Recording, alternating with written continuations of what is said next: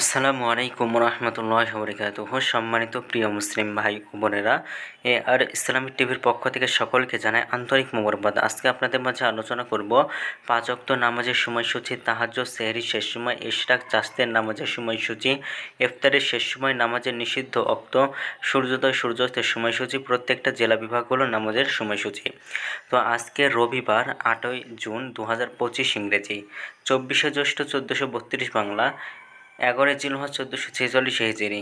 ঢাকা এবং তার পার্শ্ববর্তী এলাকার নামাজের সময়সূচিগুলো তুলে ধরছি, তারপরে অন্য অন্য জেলা বিভাগগুলোর নামাজের সময়সূচিগুলো আলোচনা করব। আজকে ঢাকা এবং তার পার্শ্ববর্তী এলাকার তাহাজ্জুদ এবং সেহরির শেষ সময় হলো 3টা 43 মিনিটে। ইফতারের সময় সন্ধ্যা 6টা 56 মিনিটে।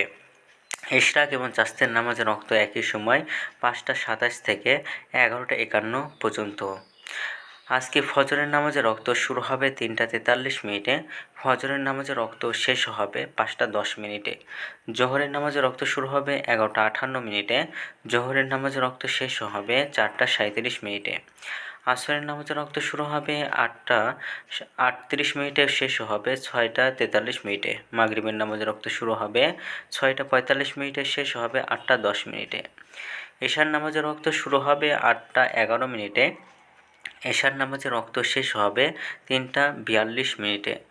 নামাজের নিষিদ্ধ ওয়াক্ত হলো 3টার সময়, সকালে 5টা 11 থেকে 5টা 26 পর্যন্ত, দুপুরে 11টা 52 থেকে 11টা 57 পর্যন্ত এবং সন্ধ্যায় 6টা 29 থেকে 6টা 44 পর্যন্ত।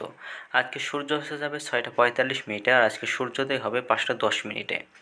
এগুলো ঢাকা এবং পার্শ্ববর্তী এলাকার নামাজের সময়সূচি।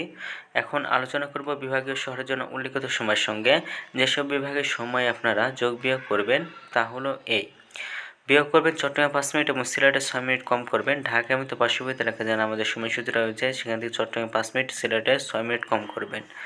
যোগ করবেন খুলনাতে 3 মিনিট, রাজশাহীতে 7 minute, Rangpur 8 minute, Barishal 1 minute বেশি করবেন।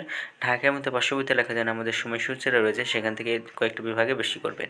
তো আজকের ভিডিওটি পর্যন্ত ছিল। আর এই সূত্রগুলো নিয়ে ইসলামিক ফাউন্ডেশন থেকে। ভিডিওটি ভালো লাগলে অবশ্যই চ্যানেলটি সাবস্ক্রাইব করে পাশে থাকবেন। ধন্যবাদ সকলকে। আসসালামু আলাইকুম রহমতুল্লাহি ওয়া বারাকাতুহু।